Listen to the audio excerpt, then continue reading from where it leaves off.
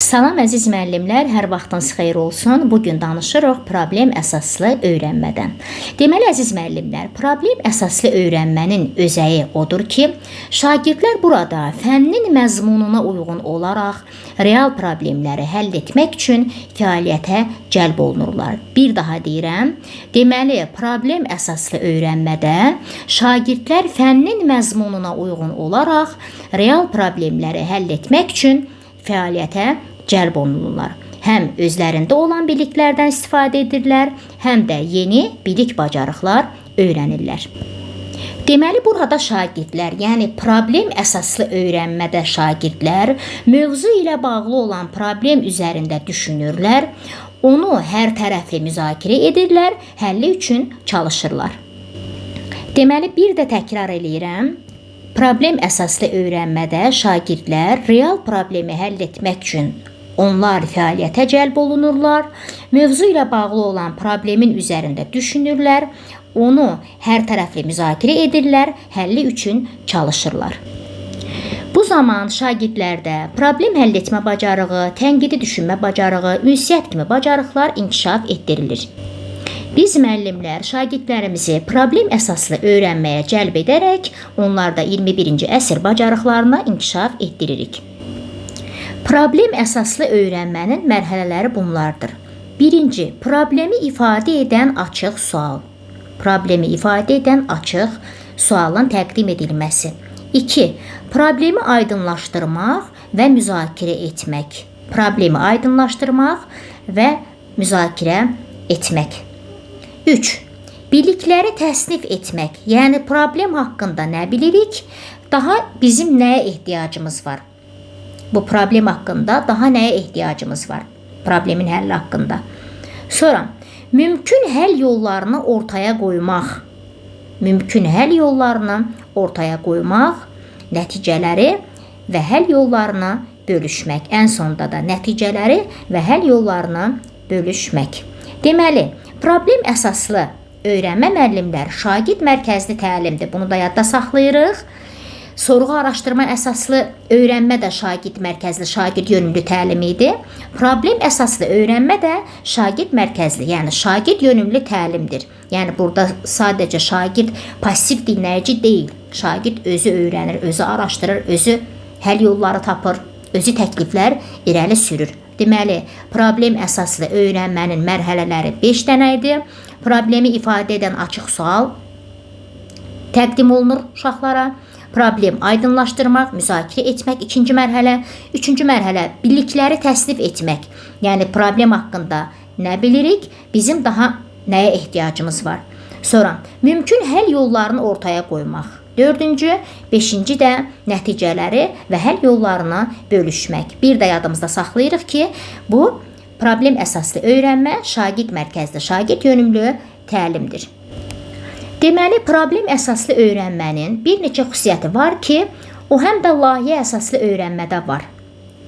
Yəni, bunlar bir-birinə həm oxşuyur, ancaq həm də bir-birlərindən fərqlənir. Əziz müəllimlər, mən layihə əsaslı öyrənmə ilə problem əsaslı öyrənmənin Venn diaqramını da göstərmişəm, oxşar və fərqli cəhətlərini. Deməli, dedim ki, hər ikisinin bir-birinə oxşar və fərqli cəhətləri var. Oxşarlığa baxmayaraq, hər ikisi bir-birindən fərqlənən tərəflər də var. Hər ikisi şagird yönümlü təlimdir. Hər ikisi necə təlimdir, bunu yadda saxlayırıq. Şagird yönümlü təlimdir. Şagird yönümlü, yəni şagird mərkəzli, şagird yönümlü təlimdir. Aha, hər ikisi şagird yönümlü təlimdir. Hər ikisində problem real həyatdan olmalıdır. Hər ikisində problem real həyatdan olmalıdır. Ancaq layihə əsaslı öyrənmədə geniş spektrli bir problem olmalıdır ki, uşaqlar dərindən araşdırsınlar, öyrənsinlər. Amma problem əsaslı öyrənmədə isə spesifik xarakterli problem olmalıdır. Layihə əsaslı öyrənmədə şagirdlər yeni bir məhsul ortaya çıxarırlar. Baxın, yazmışam ki, bura yeni bir məhsul ortaya çıxarırlar.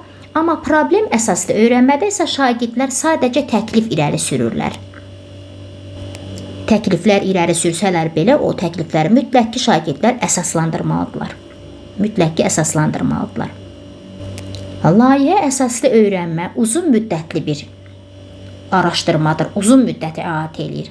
Amma problem əsaslı öyrənmə isə uzağa bir həftəni əhatə edə bilər. Çünki layihə əsaslı öyrənmədə geniş, çətin, nisbətən məntiqli bir problemdir real həyatdan götürülən. Amma problem əsaslı öyrənmədə o qədər elə bir çətinlik yoxdur. Bu bir həftəni əhatə edə bilər. Hər ikisində müəllim fasilitatordur. Bəli, hər ikisində müəllim fasilitatorluq edir.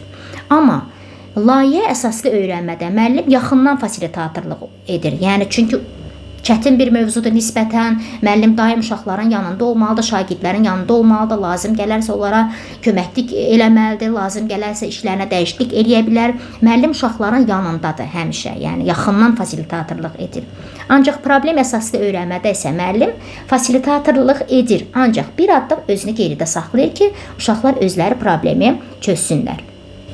Dedim ki, problem əsaslı öyrənmədə yeni bir məhsul ortaya çıxarırlar. Bu zaman təqdimat da belə bir göstərişli olur, slaydlarla, plakatlarla, nə bilim lazım gələrsə geyimlərlə. Ancaq problem əsaslı öyrənmə isə nisbətən sadə olduğu üçün burada məhsul yox, sadəcə təklif irəli sürürlər uşaqlar. Təkliflərini də nə edirlər? Əsaslandırmağı bacarmalıdırlar. Hər ikisində də dedim 4K bacarıqları inkişaf eləyir. Hər ikisində fənüstü və fənlər arası inteqrasiya var. Fənüstü inteqrasiya var ona görə ki, real həyatdan götürülən bir problemdir hər ikisində. Fənlər arası inteqrasiyada mütləq ki, şagirdlər orada nə etməlidirlər? Hər hansı bir fənlər arası inteqrasiyadan istifadə eləməlidirlər. Sonra bir daha deyirəm, hər ikisi də şagird yönümlü təlimdir. Hər ikisində 4K bacarıqları var. 4K bacarıqları hansı idi? Kommunikasiya, yəni ünsiyyət bacarıqları, kritik düşünmə bacarığı, tənqidi təfəkkür, kreativ düşünmə bacarığı, yaradıcı təfəkkür, kooperasiya bacarığı da əməkdaşlıq bacarıqları şagirdlərdə nə edilir? İnkişaf elətdirilir, öyrədilir bunlar şagirdlərə. Deməli, əziz müəllimlər, bugün problem əsaslı öyrənmədən sizə danışdım, izah verdim. Layihə əsaslı öyrənməklə onun Venn diaqramında oxşar və fərqli cəhətinin izahını etdim. Ümid edirəm ki, sizin üçün dərs aydın oldu. Bir sonraki izahlarda görüşmək ümidi ilə. Sağ olun, sağlıqla qalın.